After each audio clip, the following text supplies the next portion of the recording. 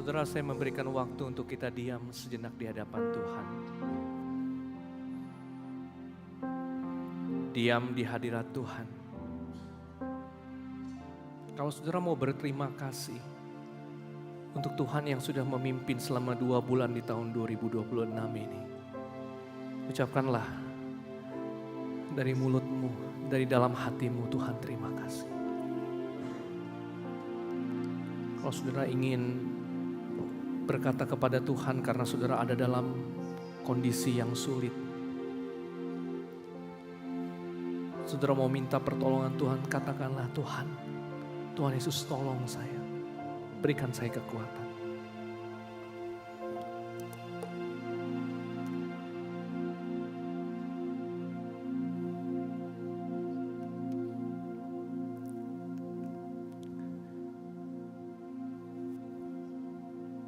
Kami bersyukur kepadamu Tuhan karena Engkau adalah sumber hidup kami.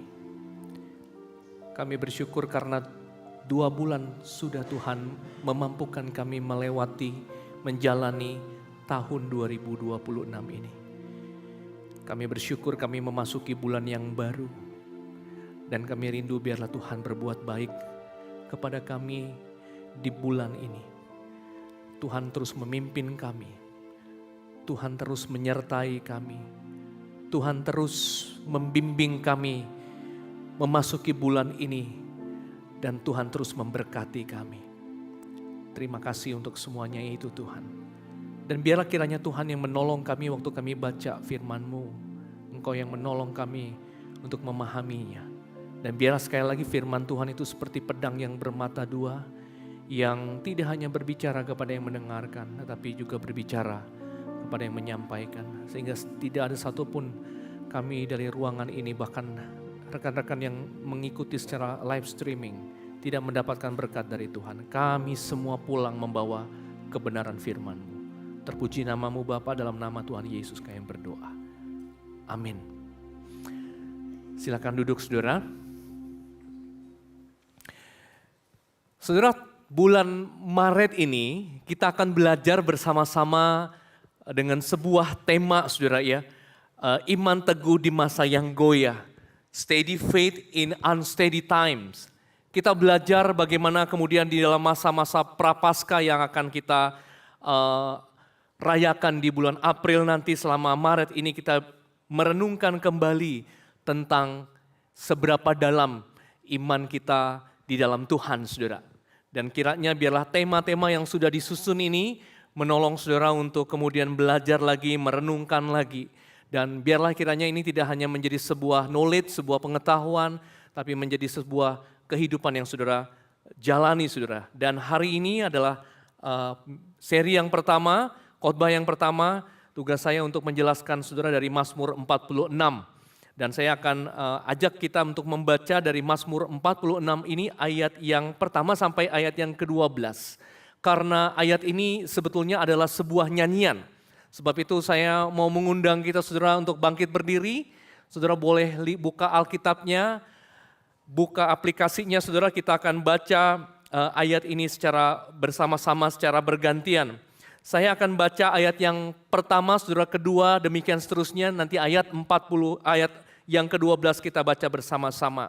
Kita baca dengan suara yang lantang, kata demi kata, kita resapi dalam kehidupan kita. Untuk pemimpin biduan dari Bani Korah dengan lagu Alamot nyanyian. Ayat kedua bersama-sama, Mazmur 46.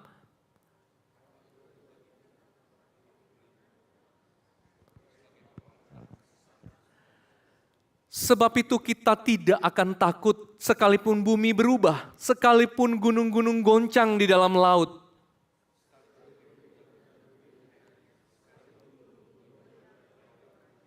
Kota Allah, kediaman yang maha tinggi, disukakan oleh aliran-aliran sebuah sungai.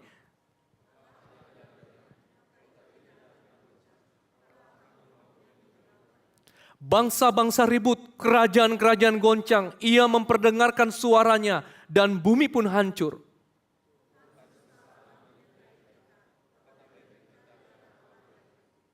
Pergilah, pandanglah pekerjaan Tuhan yang mengadakan pemusnahan di bumi.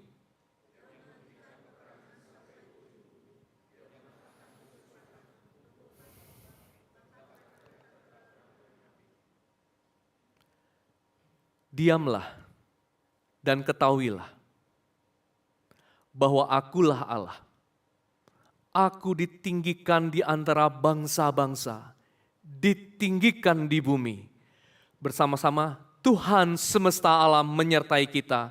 Kota benteng kita ialah Allah Yakub. Silakan duduk saudara.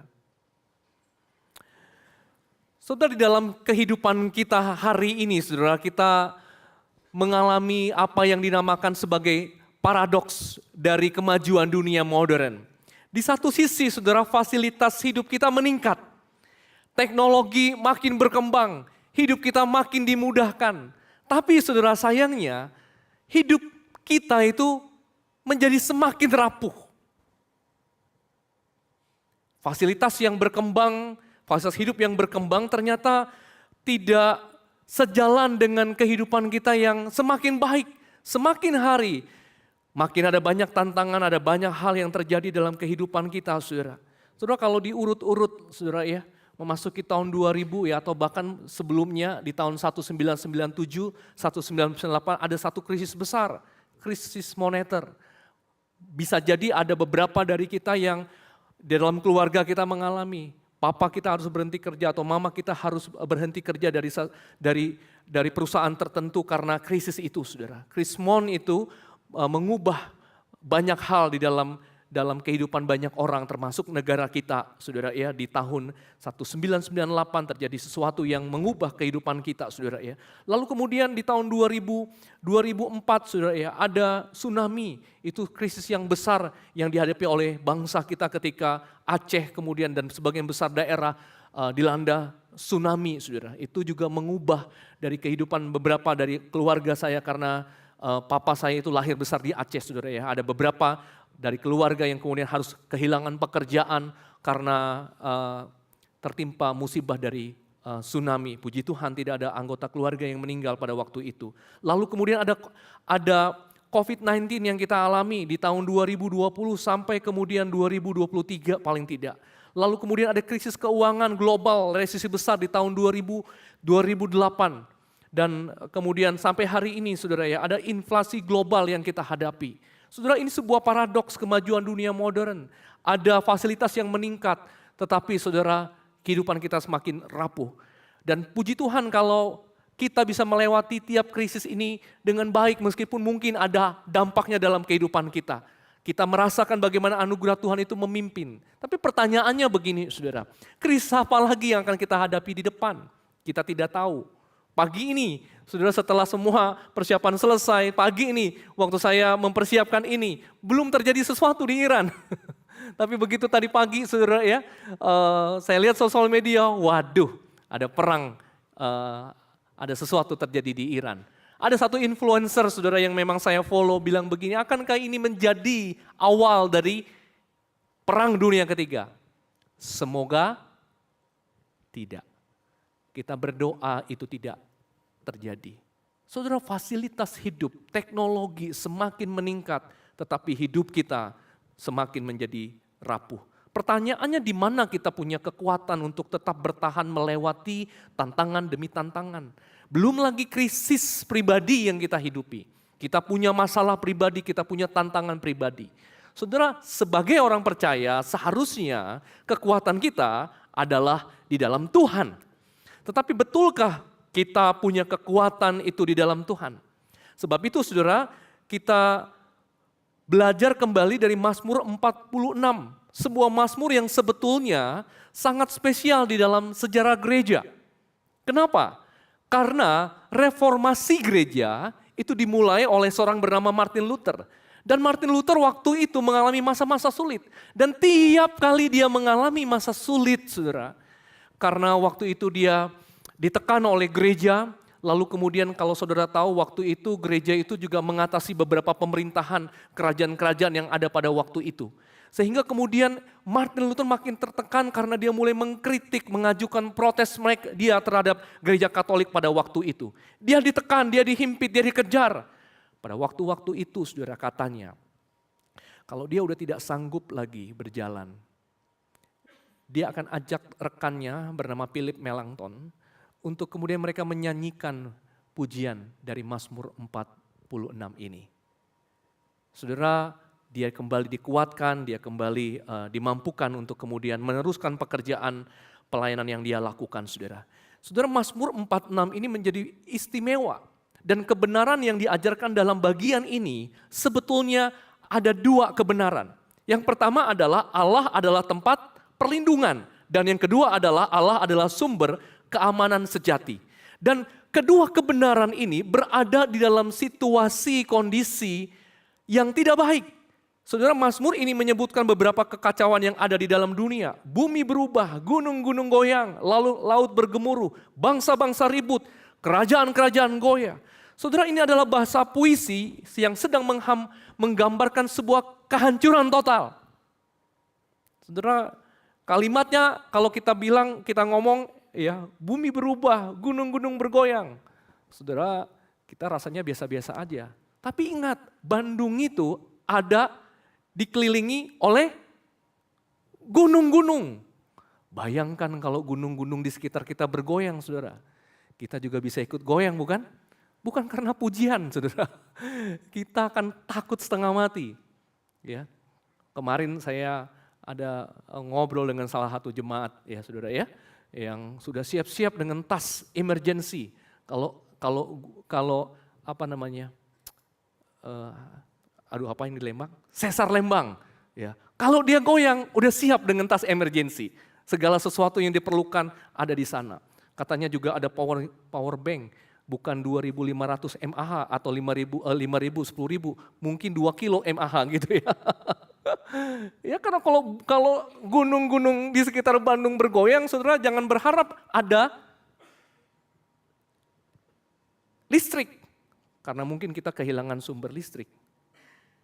Saudara, ini krisis yang digambarkan dengan bahasa yang puitis. Ada sesuatu yang kacau di dunia ini. Dan kebenarannya adalah Allah adalah tempat perlindungan, Allah adalah sumber keamanan yang sejati.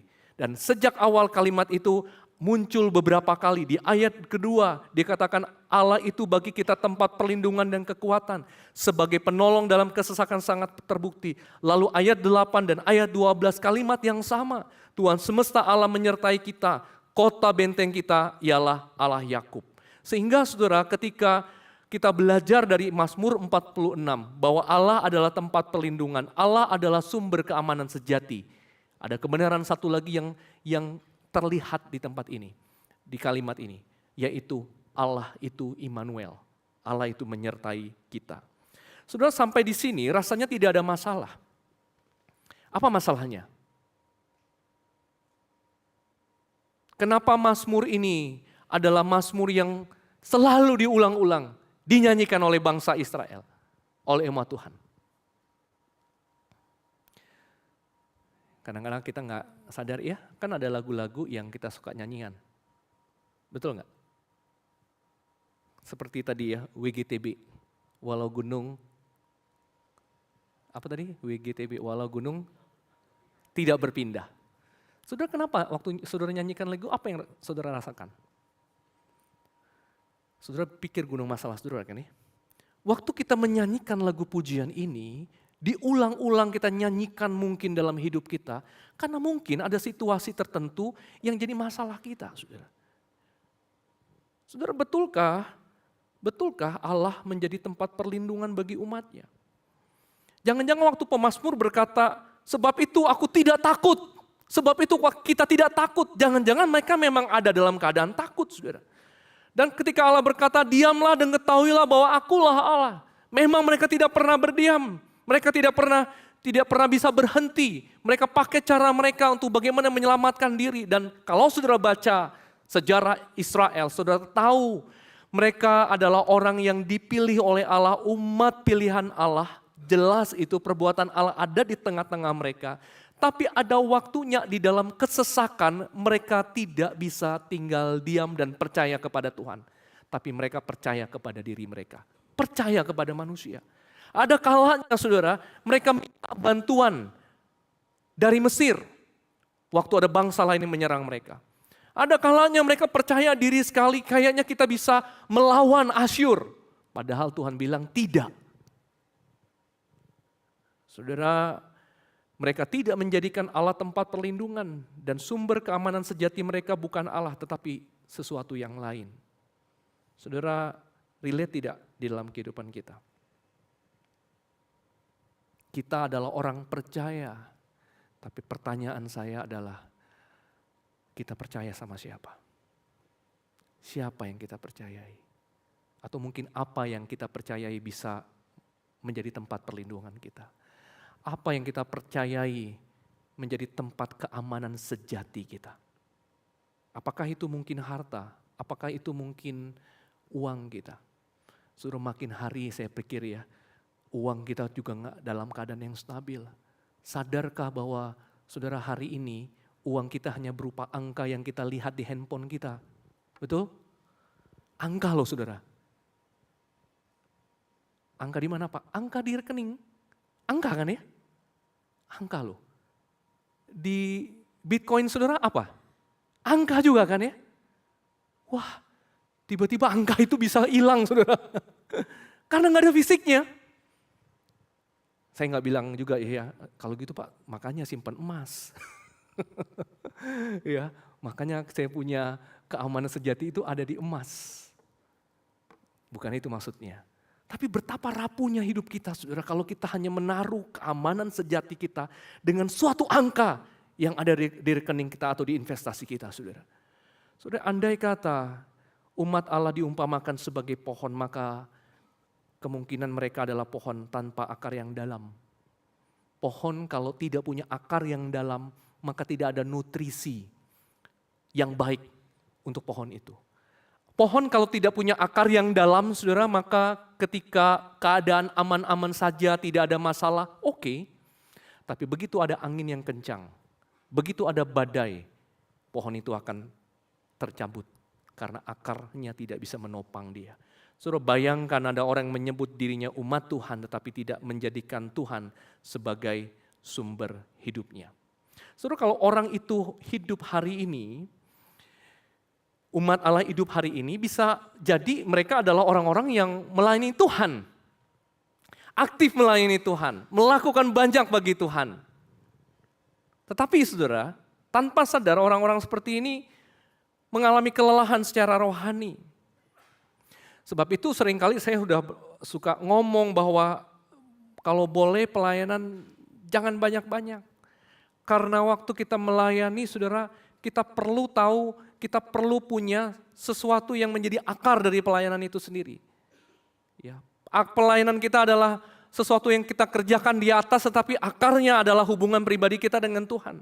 Tapi kalau kemudian kita mengambil pelayanan, sudah pelayanan kita kemudian isinya tidak hanya kemudian pada hari H di mana kita berkumpul di hari Minggu, tapi mungkin ada rapat yang kita perlu hadiri, ada pertemuan-pertemuan yang kita perlu hadiri. Waktu kita gunakan semua untuk kegiatan. Program-program kita sama dengan kegiatan demi kegiatan. Saudara, waktu kita melakukan pelayanan, kadang-kadang tidak terhindarkan ada juga masalah yang kita hadapi. Waktu kita menghadapi masalah dalam pelayanan, sayangnya saudara kita tidak pernah punya waktu untuk diam. Kemana masalah ini sedang membawa hidup saya. Dan itu bisa terjadi juga di dalam pekerjaan kita. Saya tidak membedakan antara pekerjaan dan pelayanan karena dua-duanya sama, kita melakukannya dengan mata yang tertuju kepada Allah. Saudara, ketika kita disibukkan dengan pekerjaan kita, tidak ada waktu mungkin untuk kita betul-betul diam di hadapan Tuhan kemana pekerjaannya sedang membawa kita, kesibukan kita sedang membawa kita. Akhirnya kita seperti yang digambarkan oleh PowerPoint ini, saudara. Ya. Kita aktif melayani, kita aktif bekerja, bahkan lebih dari satu, kita punya side hustle, mungkin bukan satu side hustle, tapi kita punya lebih dari itu. Kemudian kita sendiri tidak punya waktu untuk kemudian berdoa. Mungkin kita berdoa, tapi hanya di sela-sela kesibukan. Kita tidak make time untuk Tuhan sendiri. Padahal harusnya sumber kekuatan kita dalam melayani, dalam bekerja adalah di dalam doa-doa itu sendiri. Ibadah kita hanya formalitas. Karena saya orang Kristen ya, saya pergi ibadah hari Minggu, saudara. Tapi waktu kita datang di tempat ini pun, kita tidak meluangkan waktu, kita tidak seperti betul-betul ngecas Karena kita masih disibukkan dengan hal yang lain. Yang hari ini dengan gampang kita jumpai di handphone kita. Saudara, satu kali waktu di Jakarta, saudara, gedung ibadah kami itu sama seperti yang di pusat, saudara ya, di gedung sebelah, ada balkonnya. Saudara, di balkon itu jarang terisi, biasa hanya multimedia, tapi hari itu saya berpikir biasanya saya duduk depan, tapi satu kali saya pikir saya mau duduk di balkon. Waktu lagi khotbah, karena bukan saya yang khotbah, saudara ya, waktu di khotbah, saya lihat ke bawah, jemaat lagi duduk. Saya lihat, saudara ya, ada aplikasi biru, ada aplikasi merah, ada aplikasi oranye, ada aplikasi hijau, ya. Dan percayalah saudara, kalau saudara lagi lihat handphone, ya, waktu dengar khotbah saya di depan, saudara lihat begini, warna aplikasi yang saudara buka itu terpancar di wajah saudara. Apalagi yang pakai kacamata ya, kelihatan di hijau, apalagi itu, oranye. Dan hati-hati kalau notifikasi lupa dimatikan, nanti bisa muncul ada suara tertentu. Shopee. Saudara, waktu ibadah. Sebetulnya ada waktu kita bisa ngecas. Tapi kita tidak serius dengan waktu diam kita. Ketika ada masalah dalam pelayanan, dalam pekerjaan kita panik. Ketika ada konflik kita stres. Ketika kritik datang kita hancur. Kita nggak bisa tenang karena kita nggak pernah belajar bahwa Allah adalah tempat perlindungan dan kota benteng yang teguh. Kita terus berjuang, kita terus bekerja sampai suatu hari kita jatuh. Nah, waktu kita jatuh, waktu kita mengalami permasalahan, waktu kita depres, kita bertanya, Tuhan mengapa engkau jauh dari aku? Padahal kita tahu Tuhan tidak pernah menjauh dari kita, saudara. Kitalah yang menjauh. Kita lelah, kita bilang saya sudah melayani Tuhan. Tapi belum tentu, saudara, apa yang kita lakukan adalah apa yang Tuhan minta dari kita. Saudara, karena kita, simpelnya kita sederhana karena kita tidak pernah diam di hadapan Tuhan, mengenal Dia. Kita buta dengan kehadiran Kristus di dalam hidup kita. Sebab itu kita kehabisan energi kita. Saudara, ini adalah gambaran orang yang tidak menghidupi kebenaran di dalam Mazmur 46. Penyakit rohani yang dialami orang seperti ini adalah spiritual rootlessness. Hidup tanpa akar rohani. Seperti pohon yang tidak berakar ketika angin bertiup, pasti dia tumbang. Ketika panas terik, dia akan layu. Mungkin dia hijau sebentar, tetapi tidak bisa bertahan dalam badai. Yeremia 17 ayat 5-8 menggambarkan kontras ini dengan indah. Orang yang mengandalkan manusia, orang yang mengandalkan dirinya, itu seperti semak bulus di padang gurun. Yang kering. Sedangkan saudara, gambaran orang yang mengandalkan Tuhan itu seperti pohon yang ditanam di tepi aliran air. Yang subur, menghasilkan buah pada waktunya. Tuhan Yesus pernah bilang begini. Dia pernah kasih perumpamaan tentang benih. Dia bilang ada benih yang jatuh di pinggir jalan. Ada benih yang kemudian jatuh di bebatuan. Ada benih yang jatuh di semak duri. Saudara, ketiga benih yang jatuh di tempat ini pasti mati. Yang kelihatan di semak duri memang ada akarnya, tetapi kemudian Tuhan Yesus menjelaskan begini, kenikmatan hidup dan kekhawatiran hidup menghimpit dia. Seperti semak duri yang menekan. Sehingga kemudian akhirnya benih firman itu mati.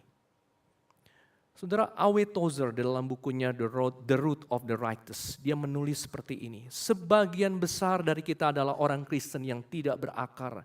Kita hidup di permukaan, jarang merenungkan firman Tuhan, jarang berdoa dengan sungguh-sungguh, dan hampir saudara, kita tidak pernah memiliki kedalaman. Kita hidup hanya di permukaan saja. Kita menjadi orang Kristen yang dangkal dan buah kita itu mengkal, tidak matang, saudara. Saudara, bagaimana supaya ini tidak terjadi dalam hidup kita? Kita enggak crash ketika situasi kondisi eksternal yang tidak bisa kita kendalikan itu menghampiri hidup kita.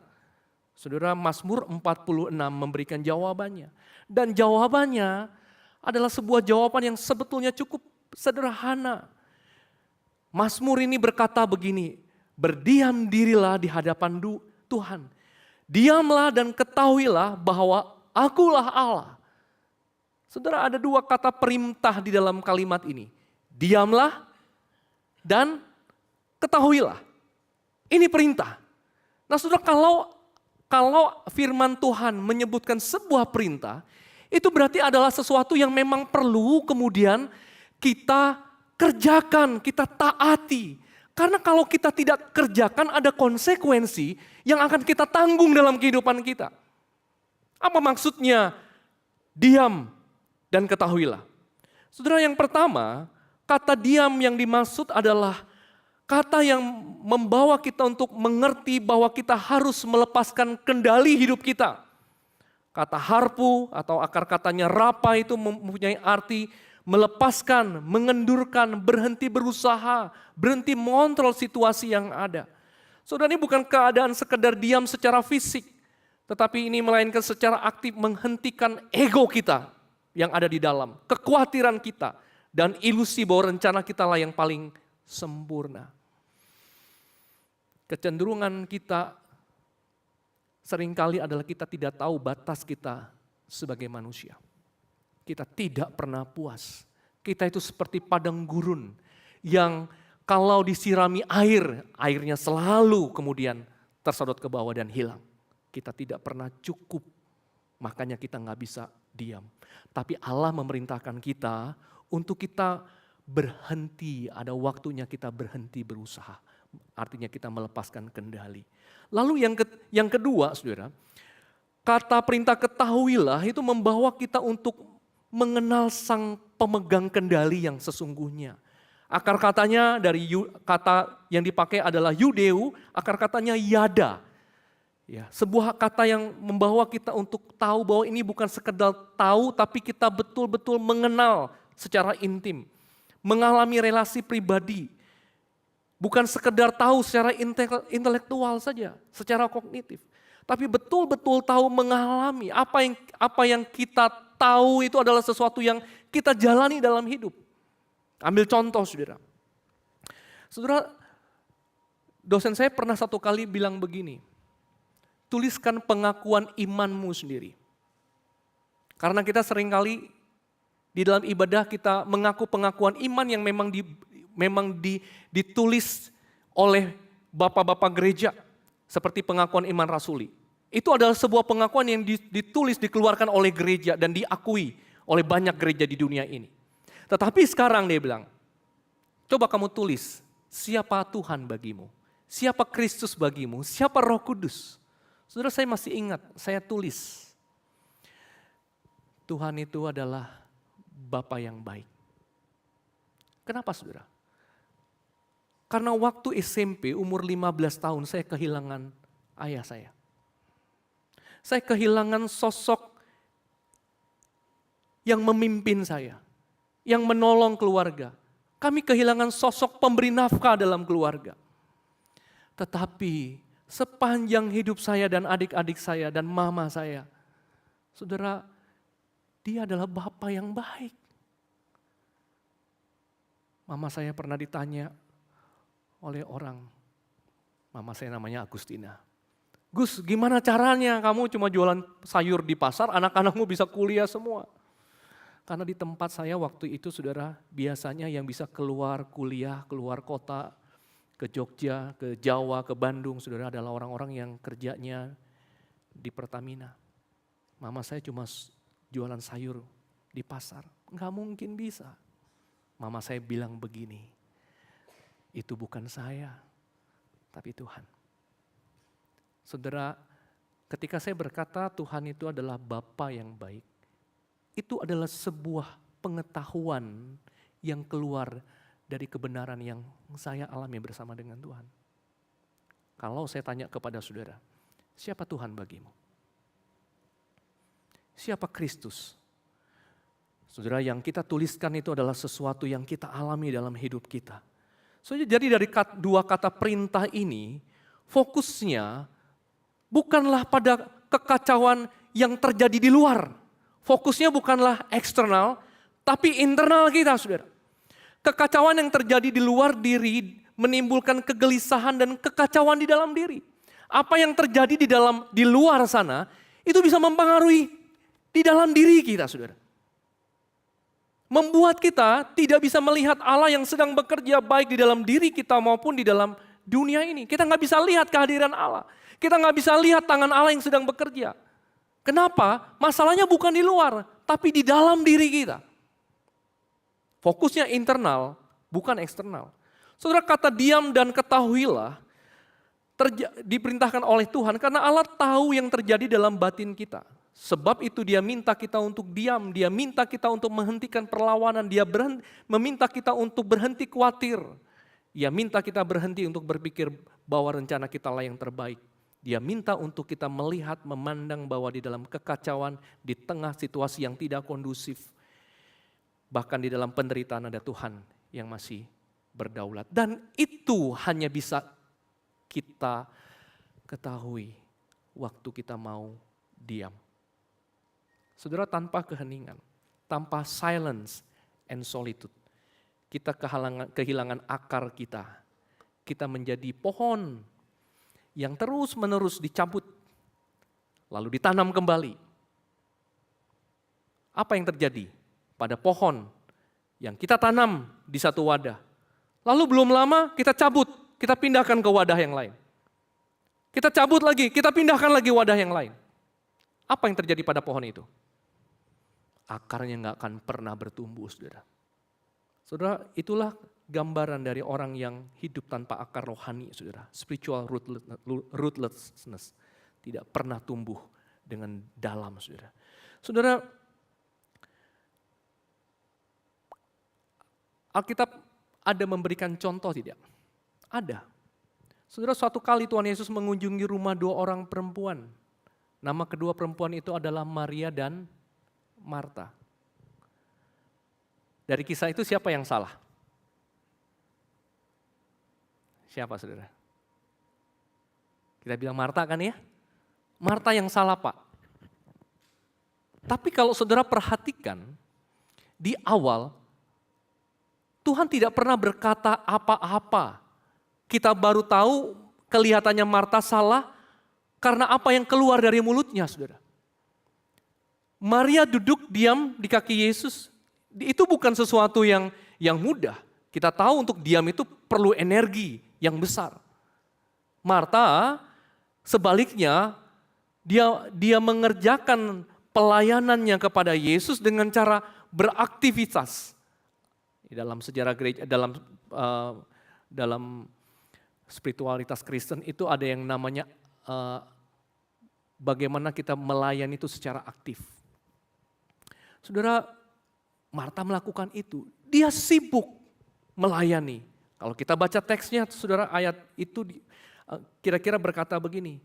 Marta itu sibuk sekali, ya, sibuk sekali melayani. Dia mendekati Yesus dan kemudian berkata, Tuhan, tidakkah engkau peduli bahwa saudaraku membiarkan aku melayani seorang diri? Suruhlah dia membantu aku. Tetapi Tuhan menjawab apa?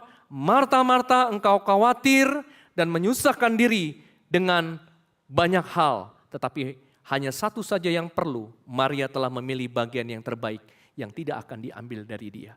Saudara, ketika Marta melayani, ada sesuatu yang merenggut sukacita di dalam dia melayani. Itu sebabnya saudara, saya selalu bicara juga kepada orang-orang yang melayani. Jangan sampai di dalam pelayanan kita kehilangan sukacita. Karena saudara, pelayanan, pekerjaan yang Tuhan berikan itu berkat. Tapi kalau kemudian kita terlalu sibuk melayani, kita tidak berakar ke dalam, tidak punya waktu untuk berdiam diri di hadapan Tuhan. Saudara, pekerjaan pelayanan bisa jadi beban. Dan biasanya saudara, kesibukan itu melahirkan orang-orang di dalam gereja yang disebut dengan 4L. Lu lagi, saudara. Ciri-ciri orang yang melayani dengan kekuatan sendiri, saudara ya. Lelah mentalnya, kemudian iri hati, lalu kemudian merasa ditinggalkan. Mirip kayak Marta, bukan? Dia sibuk, yang dia lakukan benar. Tapi kemudian karena dia terlalu sibuk, akhirnya apa? Dia berpikir, saudara ya, dia mulai bandingkan dengan orang lain. Aku kerja mati-matian, capek buat lakukan ini dan itu. Tapi dia nganggur, gak ngerjain apa-apa. Aduh, hati-hati, saudara. Itu akan terjadi pada orang yang sibuk bekerja. Kita harus tahu batas kita. Itu nggak hanya terjadi dalam pelayanan, di dalam pekerjaan juga begitu, bukan? Kita mulai membanding-bandingkan diri kita, mulai ada iri hati. Dan akhirnya dia merasa bahwa Tuhan tidak peduli dengan dia, dengan kondisi yang ada. Dan ini bisa menjadi sebuah circle, sebuah lingkaran setan yang berputar-putar dalam kehidupan kita. Menggerus kita di dalam. Bukan hanya di pekerjaan yang ada di luar sana. Pekerjaan kita yang mungkin kita merasa pekerjaan sekuler. Tapi di dalam gereja, dalam pelayanan pun kita bisa mengalami itu. Makanya kita kekeringan rohani. Apa akarnya? Karena akarnya kita menjalani hidup dengan kekuatan dan kemampuan kita sendiri. Kita menjadi orang yang percaya diri. Padahal tidak satupun dari pengajaran Alkitabiah yang mengajarkan kita untuk pede, saudara. Percaya diri adalah sebuah pembelajaran yang kita dapatkan dari motivasi dari dunia ini. Mungkin saudara akan berkata, kalau gitu salah dong pede, Pak. Compare saja dengan pengajaran Alkitab. Akar kelelahan itu karena kita menjalani hidup ini dengan kapasitas manusiawi. Padahal kita diciptakan, kita tahu, kita tidak hanya tercipta hanya menjadi manusia jasmani. Kita memiliki manusia batiniah yang memampukan kita untuk terus bergerak. Mempunyai semangat di dalam bekerja, dalam melayani. Saudara, ini sebuah pergeseran paradigma. Karena Alkitab sekali lagi tidak pernah mengajarkan self-confidence. Tetapi melainkan menuntut mutlak bahwa kita punya God confidence. Saudara, kalau orang mencuri, kan jelas ada barang curiannya. Betul ya? Kalau orang selingkuh, jelas ada selingkuhannya. Tapi permisi tanya, kalau kita pede, percaya diri, apa buktinya saudara? Kalau lihat dari pengajaran Alkitab ini sesuatu yang Tuhan tidak kehendaki, kita mengandalkan diri kita. Tapi permisi tanya apa buktinya saudara?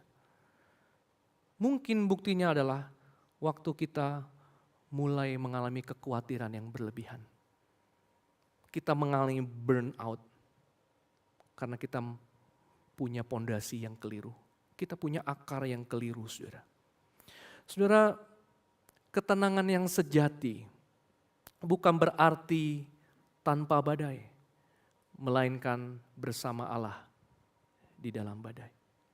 Dan dalam hal ini Tuhan Yesus menjadi teladan kita di dalam tenang, diam di hadapan Tuhan.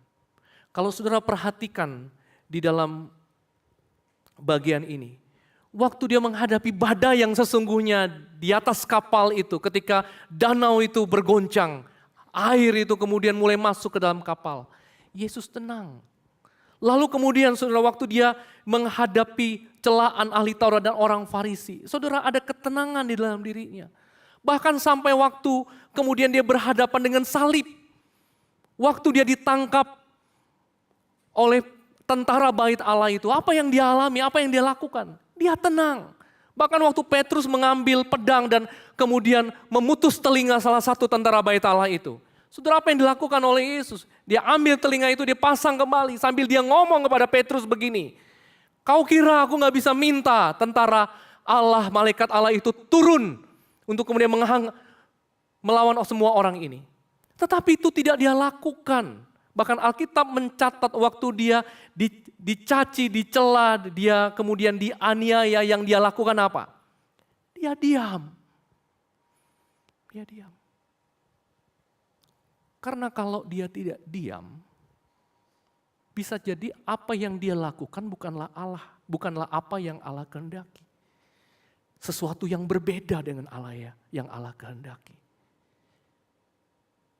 Dia sengaja untuk tetap diam, karena mungkin dia ingin kita sadar tahu bahwa sekalipun di dalam penderitaan dan sekalipun dia harus mengalami kematian, dia tidak kehilangan percayanya, imannya pada rencana Bapaknya.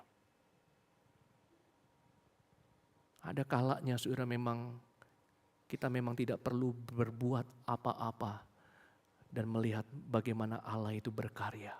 Justru kalau kita nggak bisa diam, Kita mau pegang kendali, kita lakukan ini, kita lakukan itu. Yang terjadi justru bukan kebaikan, tapi kekacauan.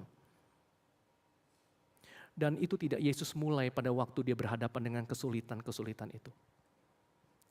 Itu dia mulai ketika Alkitab mencatat pagi-pagi benar. Dia mencari tempat sunyi dan dia berdoa kepada Bapanya di sana. Ketenangan di dalam badai, ketenangan di dalam kehidupan yang kacau tidak didapatkan secara instan, saudara. Tapi didapatkan dengan sebuah kedisiplinan. Sehingga pertanyaan saya buat saudara adalah bagaimana saat teduhmu? Bagaimana doamu? Jangan-jangan saudara hanya berdoa hanya di sela-sela kesibukan tapi tidak pernah punya waktu betul-betul diam di hadapan Tuhan. Bahkan tadi saya bilang di gereja pun kita sibuk dengan gadget kita, dengan apa yang ada dalam pikiran kita. Saudara, Tuhan mengajarkan kita untuk mempunyai waktu dengan Dia. Saudara, beberapa minggu yang lalu, Sabtu yang lalu, saudara ya, kita melakukan silent retreat. Tidak ada pembicara, ya ada buku guidance saja di dalam silent retreat itu. Tapi hasilnya luar biasa. Bahkan ada peserta yang sampai menangis, baru sadar ternyata selama ini dia kurang berserah kepada Tuhan. Selama ini ada dosa yang dia lakukan dan dia tidak sadar itu. Tetapi di silent retreat itu Tuhan angkat. Di dalam keheningan itu Tuhan angkat ke permukaan. Kita nggak bisa melihat arah hidup kita, kita nggak bisa merasakan apa yang ada di dalam karena kita terlalu sibuk. Dan tidak membuka hati kita kepada Tuhan. Saudara, maukah di bulan yang baru ini, bulan Maret ini, saudara punya komitmen, Tuhan saya mau punya waktu tenang di hadapan Tuhan lebih banyak. Saudara, kalau untuk hamba Tuhan di gereja ini, kami diberikan satu hari-hari Sabat. Hari Senin, bukan hari Minggu. Hari Senin. Di hari Senin, saudara, saya berupaya dari pagi sampai siang hari, sampai sore hari jam-jam 3. Saya berupaya untuk tidak membalas WA apapun yang berkaitan dengan pelayanan. Saya hanya akan melayani, saudara ya, kalau ada berita kedukaan. Karena yang meninggal tidak pernah WA ke saya, Pak nanti hari Senin saya mau meninggal ya. Nggak pernah. Itu urgent. Kalau ada yang betul-betul pengen, Pak saya nggak bisa nih, saya mau didoakan langsung. Saudara, pasti saya kerjakan. Tetapi saya mau berupaya untuk merawat diri saya di hadapan Tuhan untuk hari Senin itu untuk saya diam di hadapan Tuhan. Punya waktu berdoa lebih lama, punya waktu untuk membaca Alkitab lebih banyak. Dan menggunakan waktu itu untuk merawat hubungan saya dengan istri saya, dengan anak-anak saya. Karena bekerja, melayani tidak akan pernah ada habisnya. Sebagai orang percaya, sebagai murid Kristus, saya pikir kita harus tahu apa yang esensial dan apa yang tidak esensial dalam hidup kita. Pekerjaan kita bisa digantikan oleh orang lain. Bahkan pelayanan pun bisa digantikan. Tapi posisi di dalam keluarga, posisi kita di hadapan Tuhan tidak tergantikan oleh apapun. Saudara, saya ingin tutup sharing saya hari ini dari sebuah kisah seorang misionaris terkenal di Tiongkok. Namanya Hudson Taylor. Tahun 1869, saudara. Di luar misionaris ini terlihat sukses. Tetapi saudara, di dalam dirinya dia sedang mengalami kelelahan rohani yang sangat dalam. Dia mengalami spiritual burnout. Dia bekerja sangat keras bagi Tuhan. Tapi dia merasa ada kegagalan demi kegagalan yang tidak bisa dia tanggung. Apalagi dia mulai merasa bahwa sepertinya keselamatan untuk orang-orang China ini tergantung ada di pundaknya, saudara. Tanpa sadar dia masuk ke dalam sebuah paradigma percaya kepada dirinya sendiri. Dia disiplin, lebih keras berdoa, tapi hasilnya justru semakin dia merasa kering. Saudara, dalam keputusasaannya, dia menerima sebuah surat dari sahabatnya John McCarthy. Dalam kalimat surat itu, John McCarthy berkata begini, saudara, bukanlah usahamu yang membawa kamu kepada Kristus, melainkan engkau beristirahat di dalam Dia, diam di dalam Dia, berserah di dalam Dia. Saudara, surat itu menampar dirinya. Bukan usahanya yang membawa dia kepada Kristus. Kalau begitu bukan usahaku yang membawa orang itu kepada Kristus. Lalu dia membaca Yohanes 15 ayat 5, saudara. Dan dia menyadari kesalahannya. Selama ini dia berusaha untuk menjadi pokok anggurnya. Pada Alkitab berkata pokoknya adalah Kristus. Kita hanyalah rantingnya. Lalu dia tulis, saudara, di dalam saat teduhnya. Dia menuliskan kalimat yang terkenal ini. Aku bukan pokok anggurnya. Aku hanyalah rantingnya. Saya, saudara, bukan pokok anggurnya. Kita hanyalah rantingnya, saudara. Dan sebagai ranting, satu-satunya yang kita perlu kerjakan adalah tetap menempel pada pokok anggur itu. Tetap diam pada pokok anggur itu.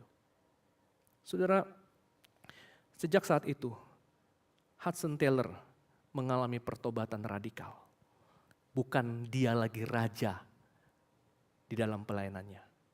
Dia sadar yang dia kerjakan adalah pekerjaan kerajaan Allah, bukan kerajaan dirinya. Saudara, masalah kita yang terbesar bukanlah apa yang di luar. Bukan besarnya badai, tetapi pada dangkalnya akar yang kita miliki dalam kehidupan kita. Masalah utama kita adalah kita tidak pernah melihat berdiam diri di hadapan Tuhan. Maukah saudara menjalani tahun 2026 ini dengan diam dan betul-betul tahu siapa Allah dalam hidupmu? Mari tundukkan kepala kita berdoa.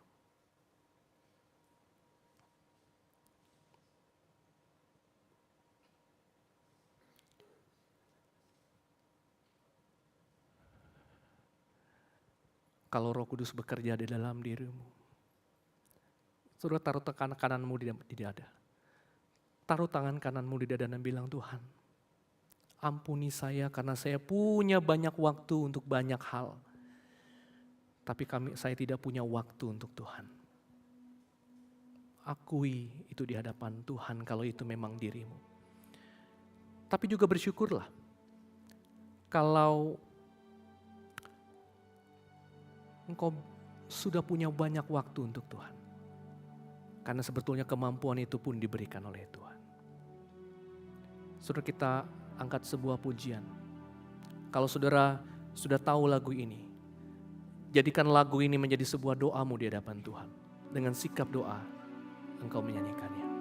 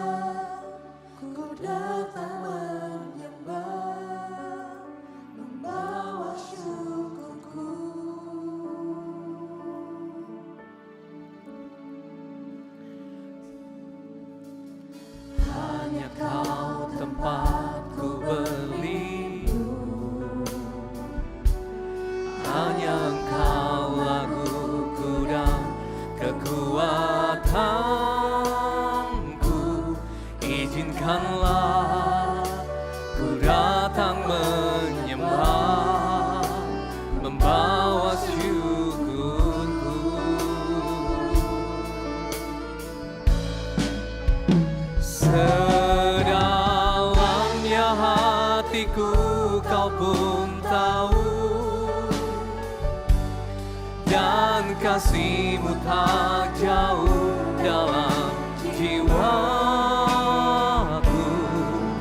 di dalam kesesatan, di dalam kemenangan. Ku tahu Engkau selalu bersamaku. Sedalamnya hatiku Kau pun tahu, kasih-Mu tak jauh dalam jiwamu, di dalam kesesatan,